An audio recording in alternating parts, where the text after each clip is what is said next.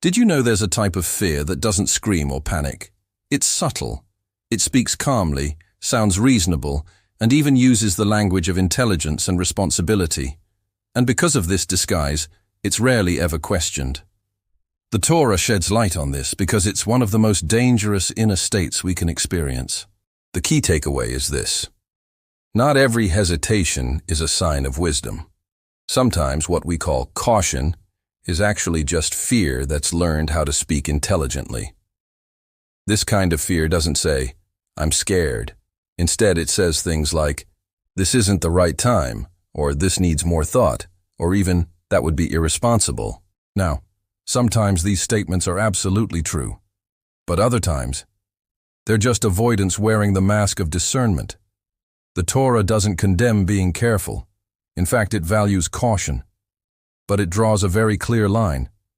There's caution that protects truth, and then there's caution that just protects our comfort.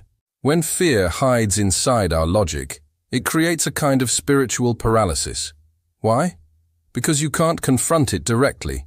You can't challenge it with emotion or argue against it easily, because on the surface, it always sounds right. Fear is at its most powerful when it borrows the voice of wisdom. This is exactly why so many of us get stuck in life, all while believing we're just being careful. We tell ourselves we're waiting for more clarity, when in reality, we're waiting for a feeling of complete safety.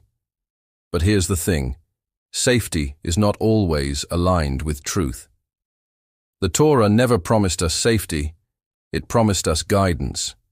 And sometimes that guidance leads us straight through discomfort.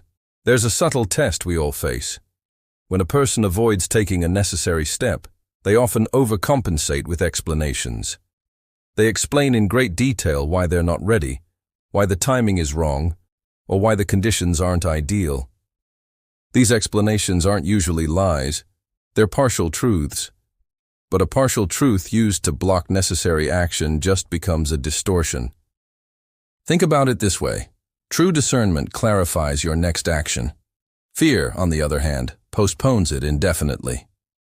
One of the biggest signs that fear is disguised as wisdom is this pattern of endless refinement. The person keeps adjusting the plan, thinking more, waiting longer, but nothing ever actually happens. There's no movement. The Torah teaches us to look for a different marker.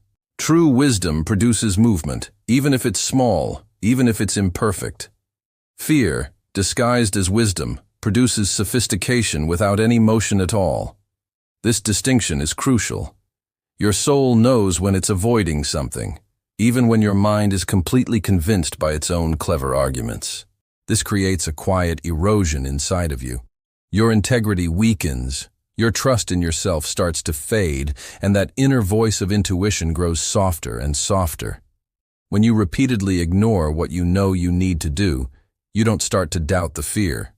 You start to doubt yourself. Over time, the fear becomes the authority in your life.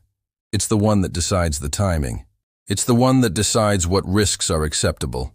It's the one that starts to define your very identity. But fear is not fit to lead. It was never meant to be in the driver's seat. The Torah doesn't ask us to be reckless. It asks us to be honest. And honesty means asking yourself this powerful question: is my hesitation protecting truth, or is it just protecting me from discomfort? Answering this isn't always easy, but you can feel the difference. Fear makes you feel tight and contracted. Wisdom makes you feel steady and centered. Fear narrows your options. Wisdom opens up your sense of responsibility. Fear speaks urgently about all the terrible consequences. Wisdom speaks quietly about being in alignment with your true self. Another key difference: wisdom can tolerate uncertainty. Fear cannot. Fear demands guarantees before it will even consider moving. Wisdom just needs integrity. This is why fear absolutely hates taking small steps. Small steps remove all the excuses. They reveal that movement was possible all along, and the big, scary story the fear was telling just wasn't true. So, the Torah offers a powerful course correction. Don't ask yourself, is this plan completely safe? Instead ask, is this next step honest? Honesty doesn't remove the risk, but it removes the self-deception that keeps you paralyzed. You aren't judged by the risks you manage to avoid, but by the truth you are willing to live out. This doesn't mean acting impulsively. It means acting with sincerity. There are moments when we simply have to name the fear, not in a dramatic or emotional way, just accurately. Just say to yourself, this feeling is fear. The moment fear is named, it loses its disguise. It can no longer pretend to be wisdom. It becomes what it is, caution. And caution can be a useful tool, but it belongs in service of your truth, not in control of it. As the saying goes, fear is a good servant, but a terrible master. So if you find yourself endlessly preparing, endlessly thinking, endlessly refining your plans, but never actually moving, don't automatically assume you're being wise. Take a pause. Ask yourself, what am I really protecting here? If the answer is your comfort, your public image, or the approval of others, then fear is the one speaking. But if the answer is truth, responsibility, or your ethical alignment, then wisdom is guiding you. Then you must act accordingly, not perfectly, not heroically, but honestly. Truth doesn't demand courage from you. It only demands your consent. And once you give that consent, you'll find the path begins to open. You have been blessed. Thanks for watching. If this resonated with you, please like, share, and subscribe for more content that dives deep into these topics. See you in the next one.